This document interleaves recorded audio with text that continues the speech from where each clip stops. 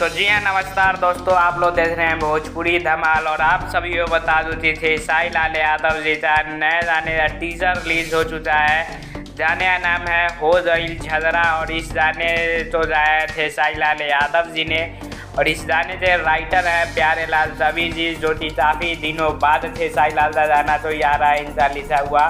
और आप लोग बता दूँ म्यूजिक आर्या शर्मा जी का आप लोग देखने को मिलेगा। और वीडियो में आप तो वही थे साई लाल यादव जी के साथ में, जो आजकल ज़्यादा ही डिमांड कर रहे हैं लोग। थे साई लाल टीम तो देखिए जो बोल रहे हैं बहुत ज़्यादा डिमांड है यामिनी सिंह का, बहुत ज़्यादा लोग पसंद कर रहे हैं आप लोग, ऐसा बोला जा रहा है। लेकिन ऐसा कुछ भी नहीं है। CCPT एक्ट्रेस यामिनी सिंह इस वीडियो में आप तो नज़र आने वाली है। आप लोग किसी भी तरह से वीडियो को बचा लीजिएगा अपने मन में।